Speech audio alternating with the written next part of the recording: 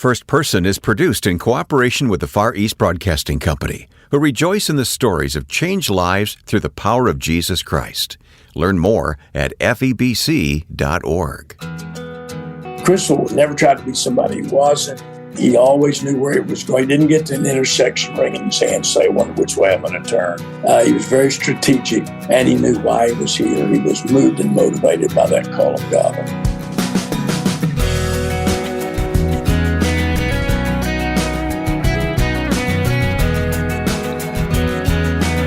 The life of one of America's legendary pastors is our focus on this edition of First Person.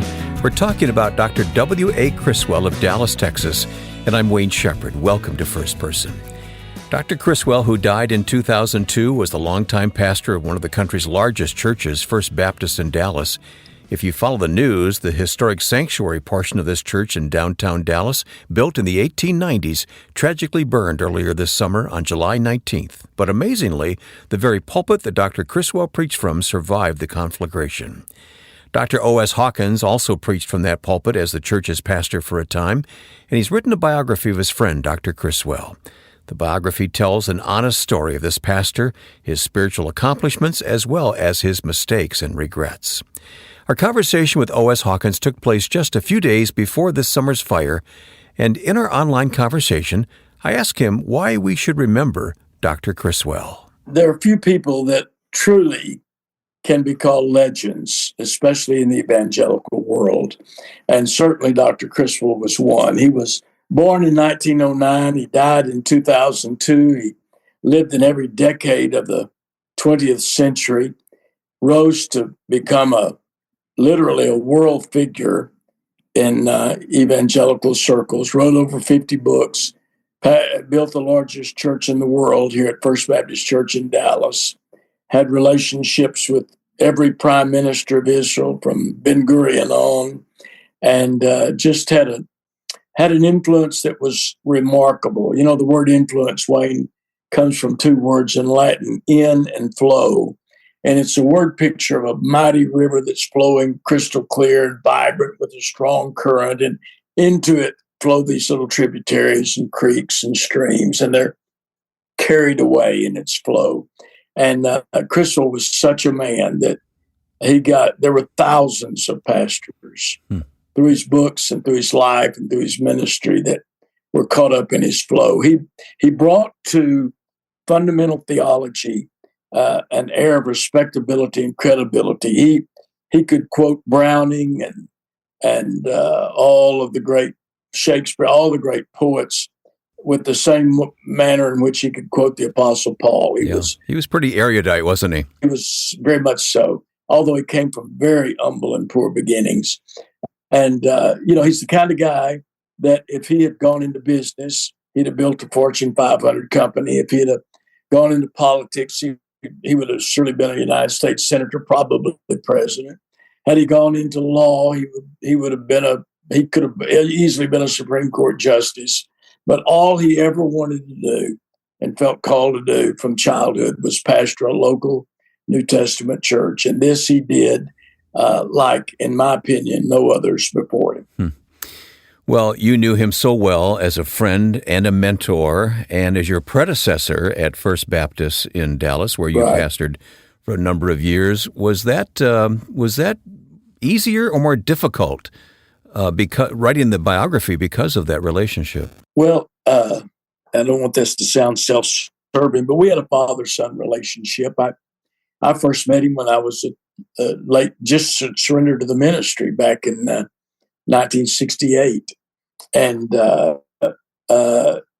then when I was pastor in Fort Lauderdale, he sort of took to me and became a real father figure to me. Susie and I traveled all over the world with them in those days. And when I came to be pastor, it truly was, to answer your question, he was my biggest asset and greatest supporter. Mm-hmm. And he was a great, great asset to me in those days of pastoring that great church. Yeah. Of course, you didn't immediately succeed him as pastor. There was one other pastor in between, at least, that I know about, right? Yeah. Joel Gregory was there for only 20 months. It it didn't start well and it didn't end well. Yeah, I remember those days. Yeah. And Joel would be the first to admit that. In fact, he wrote a book about it.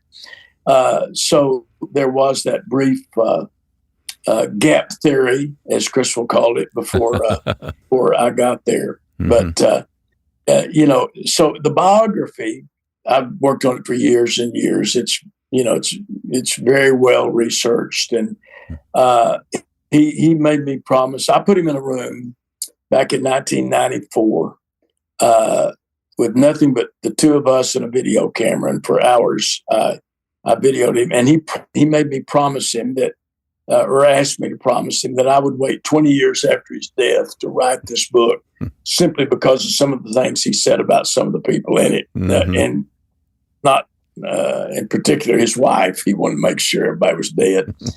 But so he died in 2002, and we published the book this year. So, yeah. But I've been working on it a long, long time. Well, I wanted to touch on that because given your relationship with him, you could kind of expect a hagiography of idealized biography of the man. But this book is anything but that. You're very honest in writing the book and telling the story of Criswell. And that's the way he would have wanted it. His and I think most people thought it was going to be a hagiography, and it's certainly not, because it's warts and all. But that's the way he had the unique ability to own his mistakes and to correct them and to start over in a new path. We saw it on the race issue. We saw it on the abortion issue. We saw it on many, many issues we owned his mistakes, and he had some, and repented of them and sought to make reconciliation and started on a new path. He was very unique in that way. Well, I was going to talk about his regrets later, but since you brought that up, let's talk about the regrets that he had and expressed to you. I believe there were three of them. The one was what you referred to a moment ago. His stance early on in segregation was not admirable in terms of how we view it, but he owned up to that, didn't he? Well, Wayne, he had before he came to Dallas at age 34 to succeed the legendary Dr. George W. Truett, who had been pastor there for 47 years, became a world figure. And as you know, the seminary at Baylor is named after Truett. He's got colleges, universities, elementary schools, hospitals. His name is etched and granted above all these kind of places. He was a world figure, Truett, but Criswell came there in 1944 at the age of 34, and he inherited a church, to be honest with you, that was steeped deeply in white supremacy. Criswell had a good record on race, and before that, in his one of his first pastorates, a little seminary college church when he was at Baylor, Pecan Grove, the Sandoval family, a family of Hispanic migrants, were saved, 7 of them, and came to the church, presenting themselves for baptism. The deacons said, "We don't baptize people of color in our church." And Criswell said, "Well, you do now." He said, "You do now." And he made a stand on him. He said, "You can either do that or get." He had a good record, but when he got there, you have to understand that Truett, you'll read a lot of stuff about Truett in here related to the race issue. In 1921 in Dallas, Wayne, the largest Ku Klux Klan cell in America was in Dallas, had 13,000 dues-paying members. And when I came to First Baptist in 1993, there was a book called Big D, written by the head of the history department at SMU, Darwin Payne. It's a big, thick biography of Dallas. And I read that book, and in it listed the 100 members of the steering committee of the local Ku Klux Klan in Dallas in 1921. I called down the church office, and I asked if I could, if we had records of the church year by year and who was members. He said, "Oh yes, we keep that. We go back to 1897. We got over." I said, "Well, pull me out 1921. I want to come down there and look at it this afternoon." I went down there and went through those 100 members of the steering committee, and I found out that dozens and dozens, the majority of were members of Truett's Church, deacons in Truett's Church. Wow. Well, he allowed his deacons to be part, not just of the Klan, but of the organizing faction of it, the steering committee of this vile organization.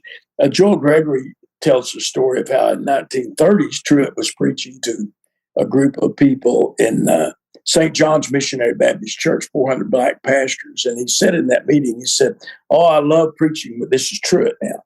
I love preaching to you fellas. When we all get to heaven, would you let me come over to your section and preach?"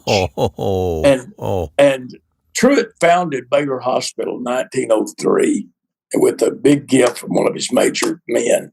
And he was the chairman of the board there for years. Never allowed a black physician, black person to come into Baylor Hospital his whole life. So that was the background that Criswell stepped into. To his discredit, when he got there, he allowed himself to be kind of molded into that. So in 1956, 2 months after Rosa Parks had her experience on the bus that started the great civil rights movement, he's speaking at an evangelism conference in Columbia, South Carolina, and he's on segregation. And Strom Thurmond was the governor in those days of South Carolina, invited him to come over, and he put the joint houses, the legislature in South Carolina together. And it was Criswell called it the biggest blunder of his life. He went in there and those legislatures were hooping and howling, and he got caught up in the moment, said some things that never came out of his heart. He said that he should have never said, but he lived his life with that regret. And then he spent so many years seeking, and you'll read in the book, the many, many ways he sought to reconcile himself with the black brothers. And see, it was one of the great regrets of his life was that racial issue. But in the end, he did so many things to seek to rectify that. And I tell all about them in the book, from educating African Americans as he did to he's founded a center here in Dallas that's still there today, the Dallas Life Foundation. Sleeps 400 people a night, mostly people of color, feeds 2,000 every day, trains more people for jobs than any place in Dallas. He went when he found out that the people in South Dallas in the minority communities would not come to First Baptist. Every time he found a church down there that was about to disband, First Baptist would go down there and buy that property, and they set up social ministries. He had 28 chapels all over South Dallas where they provided food and clothing, and students from his college that went out there and preached. And so he spent his life trying to overcome that. But, it's sad that's one of the stains of his life. There's more to learn about the life of the late W.A. Criswell. We'll continue our conversation with O.S. Hawkins in a moment. Here's Ed Cannon on the vision for FEBC's weekly podcast. The primary purpose of Until All Have Heard, of course, is to share the experience that FEBC has because we have staff on the ground in so many oppressive places. But in addition to that, we're trying to speak to you in a way that only the kind of testimonies you'll hear from around the globe can do. Discover how the gospel is making a difference around the world. Search for Until All Have Heard on your favorite podcast platform, or hear it online at febc.org. My guest is Dr. O.S. Hawkins.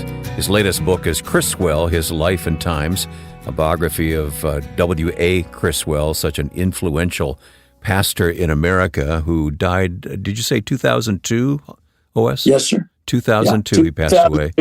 92. And you were very close to him right up until the end. Oh, I was, these hands right here, along with Jack Pope, picked his body up off the deathbed and placed it on the funeral gurney early that morning. Wow. But I've never seen anyone die like he did, Wayne. He was, in fact, I have right here something that he prayed. Here's a prayer that he prayed in 1970. Now, in 1970, that was 32 years before he died. He prayed this, and it's in one of his sermons. "Oh Lord, as I grow older, may I not become cynical or bitter, but may my love for you grow deeper and wider. May my faith in the things of glory be clearer and nearer as I approach them. Lord, let it be that I might be sweet and kind and full of faith and full of hope in you. And God answered that prayer. And Wayne, he lived out his life in that sort of a fashion. No one ever died like he did. Jack Pogue, his lifelong friend, a businessman in Dallas, 4 years before he died, Dr. Criswell had cancer.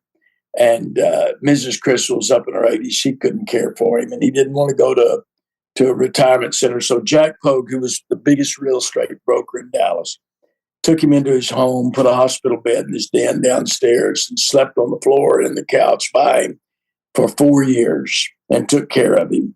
And it was one of the most beautiful things you've ever seen. Criswell would wake Jack up in the middle of the night preaching, saying, Jack, get the counselors ready. There's going to be a great harvest. That's the way he died.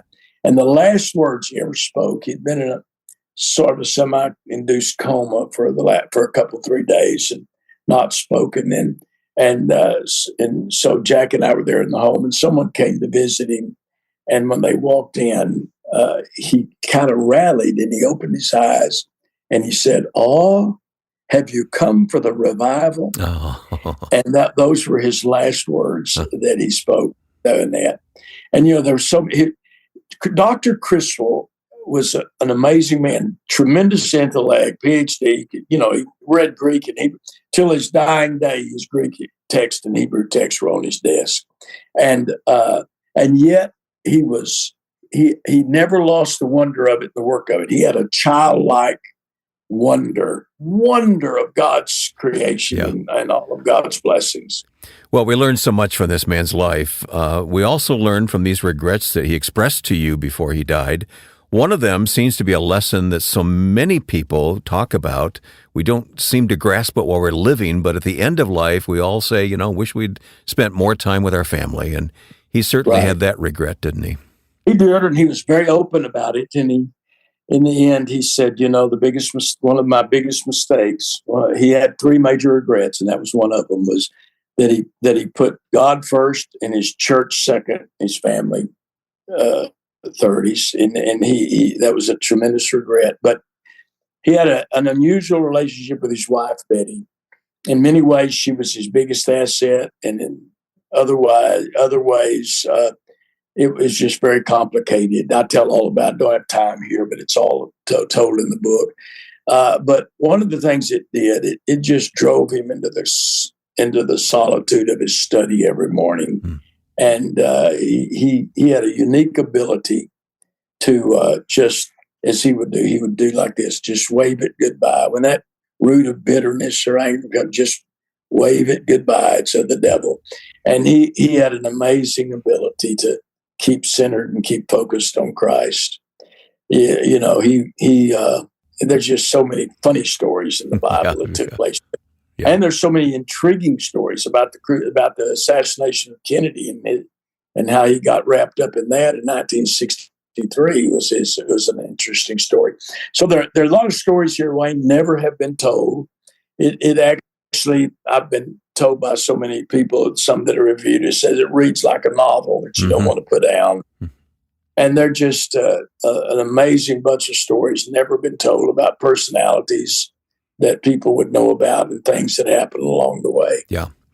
We can't skip over what we learned from him theologically. He was staunchly supportive of premillennialism and really became kind of the go-to voice on that particular issue, right? No question about it. No question about it. And he left us his study Bible that is filled with. He brought premillennial thought into the forefront of Baptist life, to be honest with you. Truett was a big postmillennialist, and Criswell didn't even know he was a premillennialist. He got to interesting for any of maybe there's some small church pastors out in the highways and hedges listening to us. Criswell spent the first 10 years of his pastoral ministry in total obscurity. Mm-hmm. At places like his first pastorate was Devil's Bend. Now, how'd you like to pastor at Devil's Bend? Not very aptly named for a pastor, right? Yeah. He pastored at Pecan Grove. He pastored at White Mound. He spent the first 10 years pastoring in out-of-the-way places where God was just preparing him for the future. Then when after he got his PhD, he went to Oklahoma and pastored, and that's when he began preaching verse by verse through the Bible, and that's how he became a premillennialist as he just began to preach expository messages. Among his many, many books, he's got a commentary on Revelation all about premillennial thought, but his most important book was one he published in 1969, Why I Preach the Bible is Literally True. And thousands of preachers of my generation, young preachers in those days, it formulated and fashioned our framework of expositional preaching and study, and he brought an intellectual dimension to that fundamentalist thought that had not been seen before. He's greatly influenced by J. Frank Norris, who was fundamentalist, pastor of the largest church in the world at the time over in Fort Worth, and he was greatly influenced by him and by Dr. Truett. Yeah. And I know you've written about those two men as well, which is fascinating to learn about. Yeah, Truett was a statesman. Truett never wanted to get in any controversy. He stayed serenely above the fray. Norris wanted to hit you head on. He was Truett in public, but he was Norris in private, and that's what really mattered. We've talked about a lot, O.S., but just sum it up for us. What's the bottom line lesson of W.A. Criswell to you personally? What's the takeaway that you will never forget? The importance of a hidden life. He would say to everybody, spend your mornings with God and your afternoons and evenings with the people. And he did that. And what he it's a philosophy I call being comes before doing. Because what we do and all the things that we're able to achieve is because of who we are and what we are. Now, Criswell was, and I would say this in closing, finally, that he had three unique factors that everybody needs to capture. He knew who he was. He didn't try to be somebody he wasn't. He just knew who he was. He knew where he was going. He felt the will of God and the call of God on his life, and he knew why he was here. He was moved and motivated by the same thing Jesus was. At Sychar, Jesus said, my meat, the thing that sustains me, is to do the will of him who sent me. So Criswell was moved by that. He never tried to be somebody he wasn't. He always knew where he was going. He didn't get to an intersection wringing his hands, say, I wonder which way I'm going to turn. He was very strategic, and he knew why he was here. He was moved and motivated by that call of God on his life. It's always amazing to me to learn the story of how God calls and prepares people at just the right moment in history for what is needed, and I think that's true for the man W.A. Criswell. Our guest has been Criswell biographer Dr. O.S. Hawkins. As I mentioned at the outset, O.S. knew Criswell well and had permission to tell the whole story of his life. Once again, our interview took place just before the devastating fire of the historic sanctuary in Dallas, where Criswell preached all those years, and we'll put a link to the church at firstpersoninterview.com where you can read more about the fire and the church's recovery. There's also a link to the biography that O.S. Hawkins has written titled Criswell, His Life and Times. You'll find it at firstpersoninterview.com, where you can also listen to this program again and share it with others. Now, with thanks to my friend and producer Joe Carlson, I'm Wayne Shepherd. Thanks for listening to First Person.